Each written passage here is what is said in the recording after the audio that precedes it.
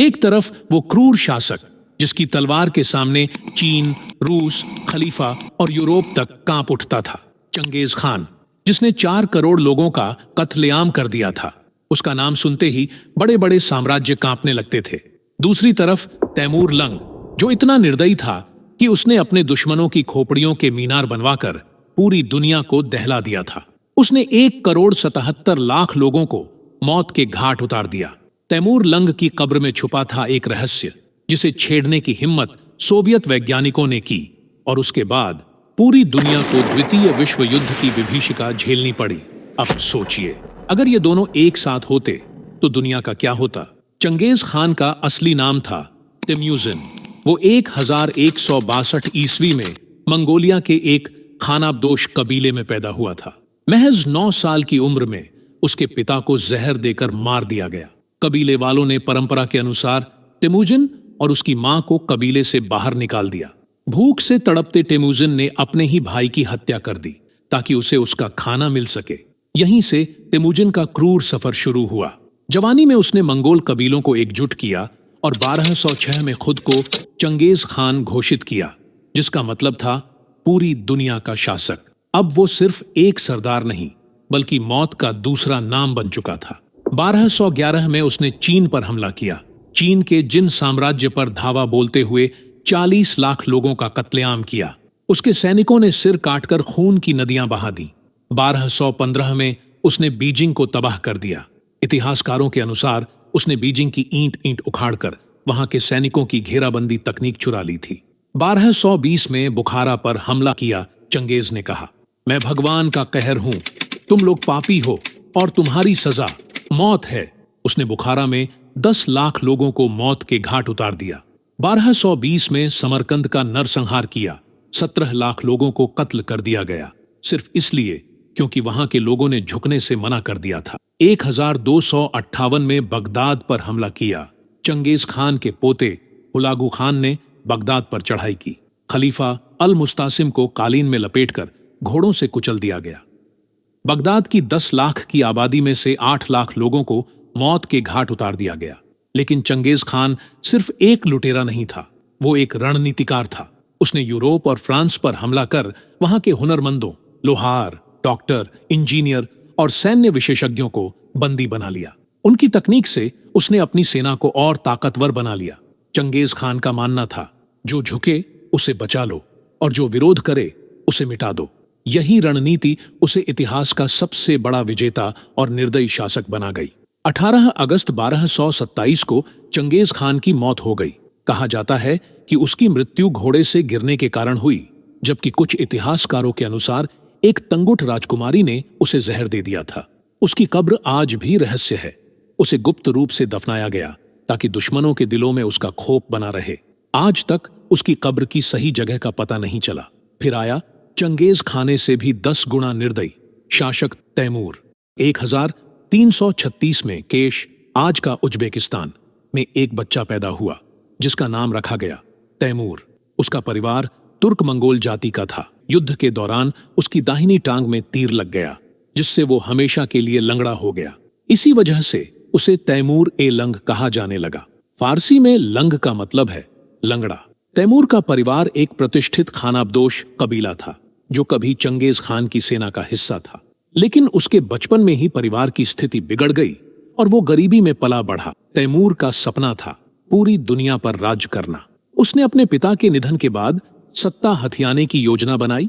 1369 में उसने समरकंद पर अधिकार कर लिया। उसने खुद को समरकंद का शासक घोषित कर दिया और अपना साम्राज्य फैलाना शुरू किया। 183 तैमूर ने खुरासान पर हमला किया और हजारों लोगों को मारकर उनकी खोपड़ियों के मीनार बनवाए। 183 में ईरान को तबाह किया। वहां उसने 70,000 लोगों का कत्लेआम कर दिया। तैमूर ने शवों को सड़कों के किनारे सजा दिया ताकि लोग उसकी क्रूरता देखकर डर जाएं। 138 में उसने अफगानिस्तान और भारत की सीमा पर हमला किया। हर जगह खून की नदियां बहा दी। 1398 में तैमूर लंग की नजर भारत पर पड़ी। उस समय भारत में दिल्ली पर तुगलक वंश के सुल्तान नसीरुद्दीन महमूद का शासन था। तैमूर को भारत के धन और वैभव की खबर मिली थी। 15 सितंबर 1398 को उसने भारत पर हमला कर दिया। तैमूर की सेना में 90,000 घुड़सवार और पैदल सैनिक थे। दिल्ली की ओर बढ़ते हुए उसने 24 घंटे में 1 लाख हिंदुस्तानियों को मार दिया और उसने कहा, मैंने इन्हें मरवा दिया क्योंकि ये मेरे लिए बोझ थे। तैमूर की सेना ने 3 दिन तक दिल्ली को जलाया। 15,000 औरतों और बच्चों को जिंदा जला दिया गया। हजारों लोगों को गुलाम बना लिया गया। उसकी सेना ने दिल्ली के बाजारों को लूट लिया और वहां के मंदिरों को तोड़ दिया।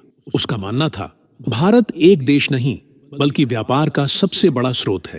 तैमूर ने भारत से अनगिनत संपत्ति लूटी और हजारों कारीगरों को गुलाम बना लिया। 1401 में तैमूर ने बगदाद पर हमला किया। उस समय बगदाद का शासक था सुल्तान अहमद जलायर।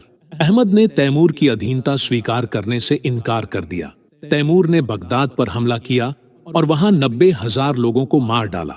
हर घर को जलवा दिया गया। महिलाएं और बच्चों को गुलाम बना लिया गया और सैनिकों के लिए छोड़ दिया गया। तैमूर ने शहर में खून की नदियां बहा दी। लोगों की खोपड़ियों के मीनार खड़े किए गए। 1404 में तैमूर लंग ने मंगोलिया और चीन पर कब्जे का सपना देखा। उसने 2 लाख घुड़सवारों और पैदल सैनिकों की विशाल सेना तैयार की। सर्दियों में युद्ध का फैसला उसकी सबसे बड़ी भूल थी। उसने ठंड के मौसम में युद्ध का फैसला किया, जो उसके लिए सबसे बड़ी गलती साबित हुई। कजाकिस्तान और मध्य एशिया में भीषण ठंड थी। तापमान -30 डिग्री सेल्सियस तक गिर गया। उसकी सेना ठंड से कांपने लगी। 1405 में तैमूर ओतरार पहुंचा। यहां उसे अचानक तेज बुखार हो गया। उसकी हालत बिगड़ने लगी। 18 फरवरी 1405 को 68 साल की उम्र में उसकी मौत हो गई। इतिहासकार मानते हैं कि उसकी मौत न्यूमोनिया, फेफड़ों में संक्रमण से हुई थी। कुछ मानते हैं कि उसे स्ट्रोक, पक्षाघात आया था। तैमूर की कब्र को समरकंद में गुर-ए-अमीर में दफनाया गया। उसकी कब्र पर एक रहस्यमयी शिलालेख लिखा गया, जो भी मेरी कब्र खोलेगा वो मुझसे भी भयंकर आपदा का सामना करेगा। 19 जून 1941 को सोवियत वैज्ञानिकों ने तैमूर की कब्र खोली। उन्हें स्थानीय लोगों ने चेतावनी दी, ये कब्र शापित है, इसे खोलने से फिर से तबाही मच जाएगी। लेकिन वैज्ञानिकों ने उनकी बात को नजरअंदाज किया और कब्र खोली। उन्होंने उसका शव बाहर निकाला और अध्ययन किया। कब्र के अंदर भी एक लिखा था, जो मेरी कब्र खोलेगा वो एक ऐसे आक्रमणकारी को मुक्त करेगा जो मुझसे भी भयानक होगा। संयोग से ठीक 22 जून 1941 को ही एडोल्फ हिटलर ने ऑपरेशन बारबरोसा के तहत सोवियत संघ पर हमला कर दिया। ये हमला द्वितीय विश्व युद्ध का सबसे बड़ा सैन्य अभियान बना और इसमें लाखों लोग मारे गए। कुछ लोगों का मानना है कि तैमूर की कब्र को खोलने के कारण ही ये विनाशकारी युद्ध छिड़ गया। ये एकमात्र संयोग था या कोई शाप? कमेंट में जरूर बताएं। बाद में जब 1942 में स्टालिन को इस शाप की जानकारी दी गई तो उन्होंने आदेश दिया कि तैमूर के अवशेषों को मुस्लिम रीति रिवाजों के अनुसार पुनः सम्मानपूर्वक दफनाया जाए। ऐसा करने के कुछ ही समय बाद सोवियत सेना ने स्टालिनग्राद की लड़ाई में हिटलर की सेना को करारी शिकस्त दी और युद्ध का रुख बदल गया। दोस्तों, ये वीडियो कैसा लगा कमेंट बॉक्स में जरूर बताएं। वीडियो को लाइक और चैनल को सब्सक्राइब करें। मिलते हैं ऐसे ही दमदार वीडियो में। जय हिंद दोस्तों।